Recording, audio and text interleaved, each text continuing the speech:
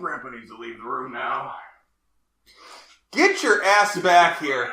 This is B. Greg Couch again. We're coming off of The Legend of Kyrandia, Book 1. If you sat through that, congratulations.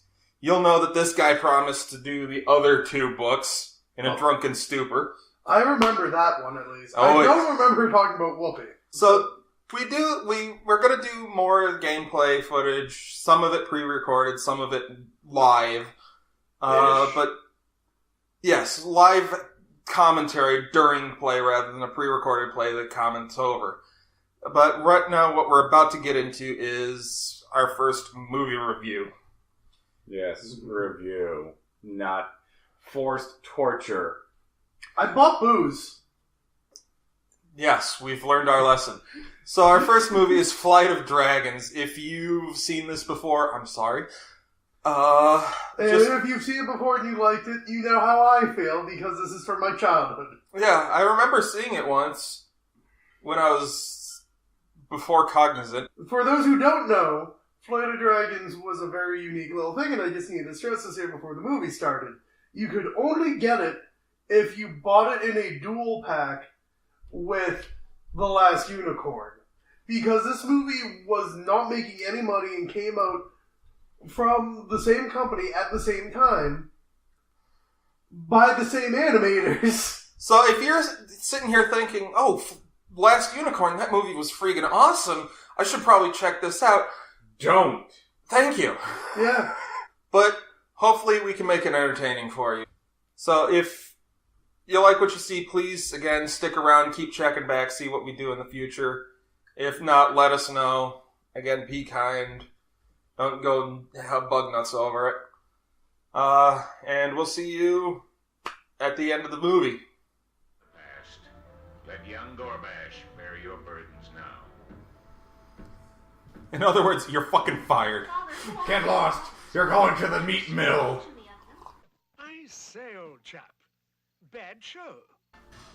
Dear brothers, we meet today in... So there's a 5-sided table with 4 people at I it. was about to say that. Why did you suffer? He's fat enough he needs 2 seats. Yeah. Our magic... I say, old chap. Bad show. Please, hear me out.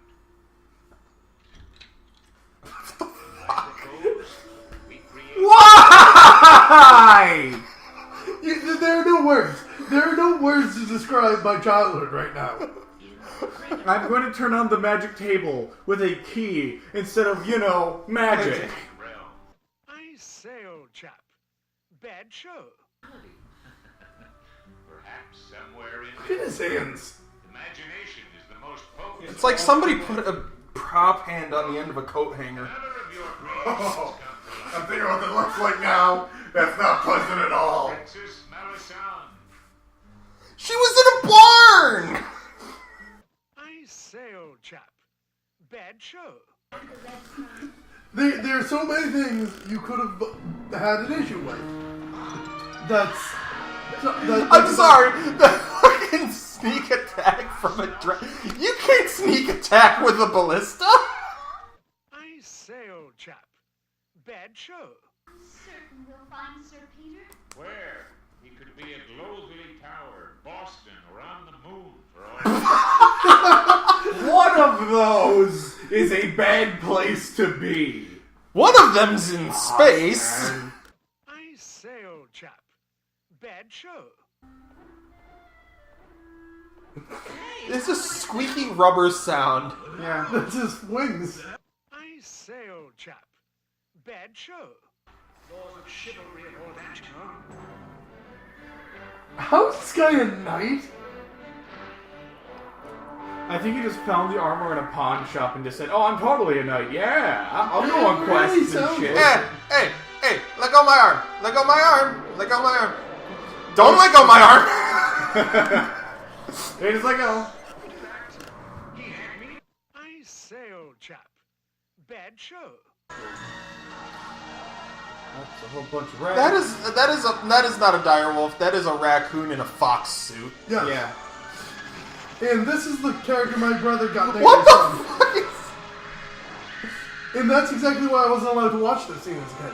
There's nothing wrong with that. I know! Just these things gave him nightmares. I say, old chap. Bad show.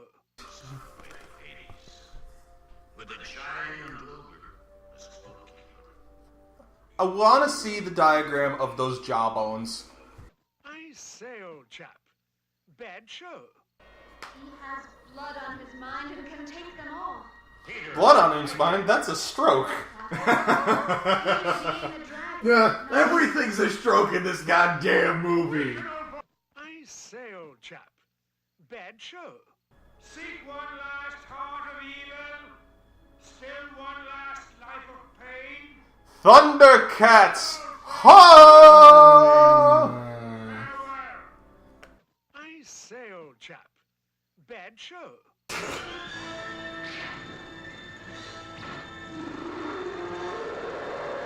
So because their stomachs are full of That- hydrogen, shouldn't they just explode? He Yes. just did.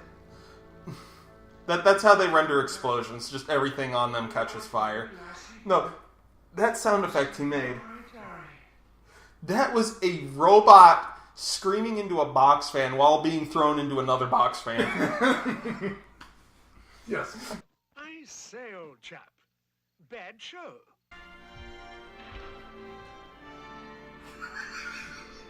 Oh god, what lime-flavored adventures is he gonna drag everyone on next?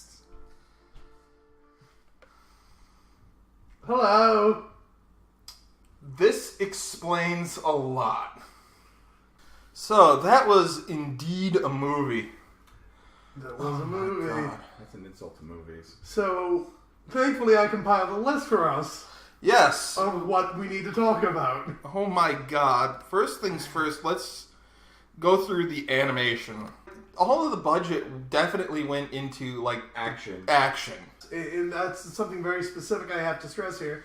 Because it was Rankin&Bass, and it was the same animation team, and the same group of people who worked on The Last Unicorn. So they blew their load on The Last Unicorn and went into this, where, like, you could see, like, 5 different hands were going into animating the same frames, apparently. Oh, yeah. And some frames, like, where they went... One animator went home and didn't animate the body of the green wizard, and he just turned into an owl for a second. Yeah, well, one thing I have to blame Yashimoto, Mita, or whatever his name is, Yoshida. on this. Just because he's the only name I can kind of remember from the animation list. Oh, this was probably a very early project in his career. Oh, very much so. Yeah. Very much so. Like, in everybody's career. Like, we saw James Earl Jones and we're like, oh my god, that's gonna be great. And then we just heard him going... This was probably, like, his 3rd project. This is James Earl Jones trying to go neckbeard on us. Yeah. With the body of a walrus. Yes. Yes. No, the animation, like... Looking at... Like, the animation of that Parapet. the parapet getting smashed by that freaking steel mace from the troll. Ogre? Troll? Thing. Ogre. Ogre. It was Ogre. The That was three-eyed ogre. beautiful. Yeah, the No, three-eyed it was ogre. the two-eyed ogre. No, it was three-eyed. One of those eyes was wooden. Actually, I'm not gonna lie, I very much looked into that. That was supposed to be his eye ripped out. There was supposed to be an empty socket there Oh. that they made look like wood. Because they thought the empty socket was too gory for their film about slaying dragons. Yeah. No, not slaying dragons, slaying magic. Close enough. But then again, like, I don't think there were any characters that you cannot isolate a stroke frame with. Like, every character had a moment where one eye was open twice as wide as the other. Except for the dragons. Or not wall-eyed at all. The dragons just went wall-eyed. Yeah. Mm-hmm. Yeah, but they didn't have a stroke. No, they just had Dane Bramage. Yeah. Yeah. Well, especially Gorbash. Oh, poor Gorbash. Gorbash The had brain runt damage. of the litter. Gorbash had brain damage since the day he didn't hatch from an egg. Can we talk about how, like, that wasn't hatching from an egg? No, that wasn't. That was him just like, I'm born now. Okay, let me just get out of this shell. Yeah. fully formed, like, 2-year-old infant. I need to explain, like, how this dragon flew was as if it was a drunk bird. Okay, that's a fair point. Yeah, well, to be fair, this was Gorbash as Peter. Peter as Gorbash. Yeah, before that. When the fucking brain-damaged dragon picked up the Lime Wizard and just flew away with him. After the Bakers Union kicked his ass. Let's just talk about all the flying of the dragons. Oh, the animation of the flying of the dragons. So, like, most of the dragons were, like, completely stock still in the air, which I can sort of understand for... well, no, give them some credit. Give them some credit. They were blimps. They were zeppelins. They were silhouette in the back, and every once in a while the wings would flap, but not, like, in a bird-like fashion. No, more in, like, how a really strange ornithopter fashion would work. Yes. That was a nice touch. Like... Yeah.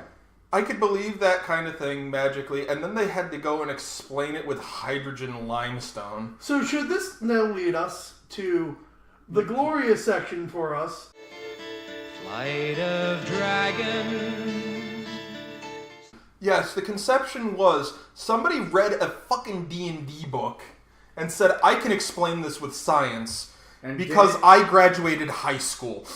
You know what the worst part is? They did it poorly. Yeah. But Peter, one thing about Peter Dickens, which is his real name. And totally not Peter Jackson. Yes. even on the book, it's Peter Dickens. Like, look this up for yourself. It's Peter Dickens. This guy inserted himself. He made a Mary Sue character for himself. And there's no other way to describe this. Yeah. It's literally his fanfic on D&D. Yeah.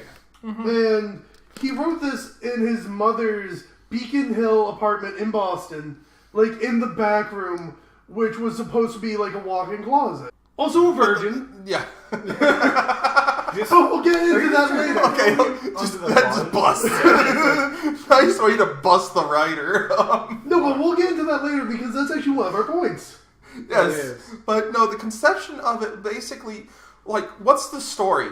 This old crotchety wizard looks at a water wheel that a stoned drunk swan swam into. Like, literally, like, the swan's stoned, has a bunch of fairies on its back, goes, and then sees a water wheel and goes, oh crap, I need to remember my Prometheus school teachings of running away from things, and gets sucked under it and damn near gets brained.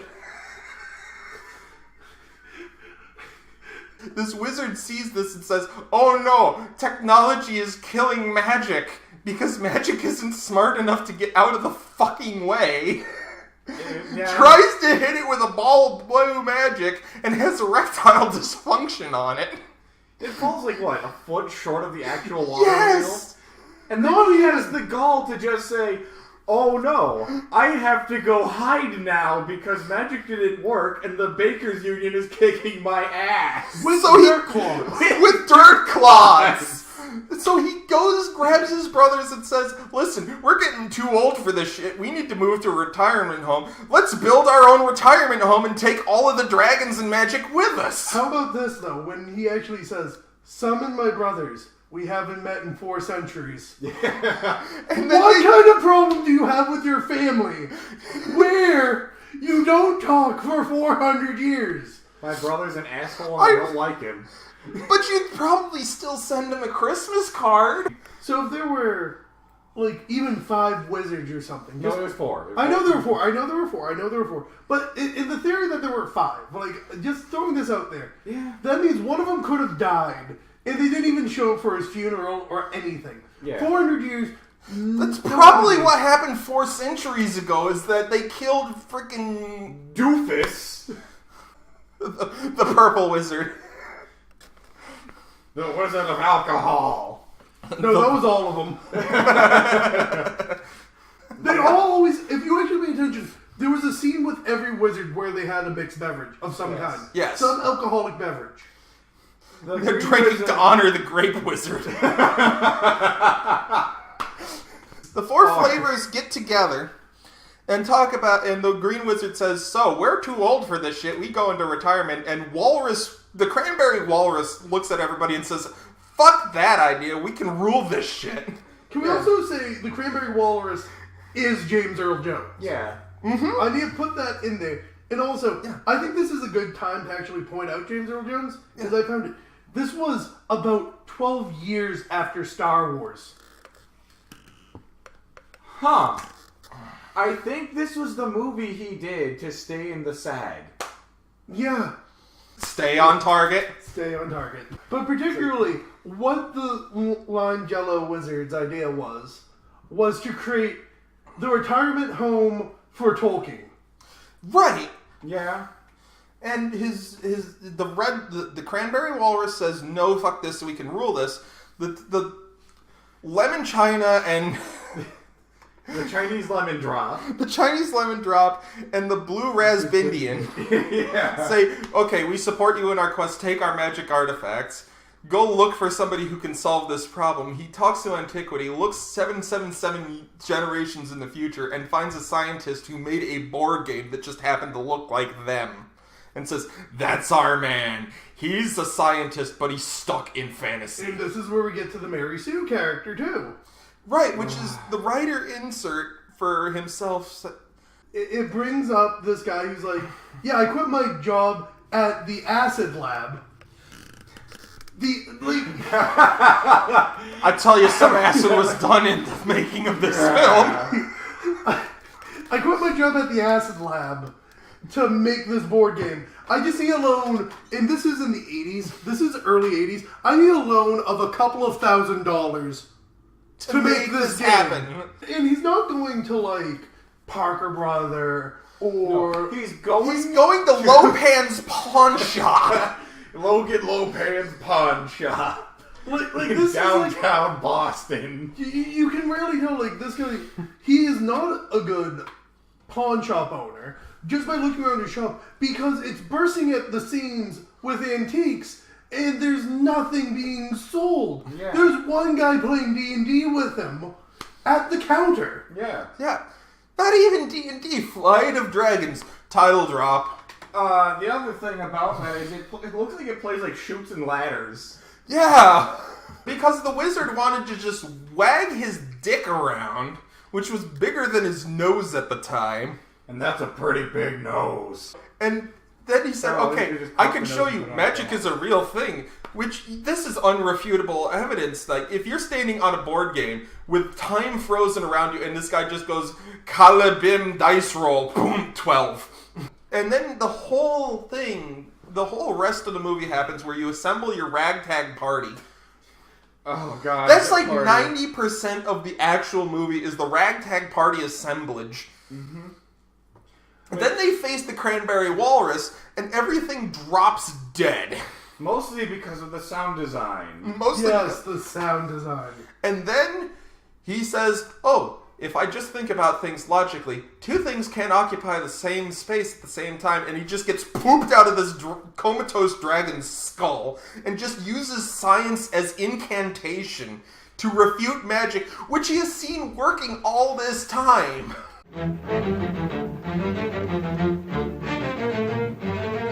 Banjo on my knee. Oh, Susanna.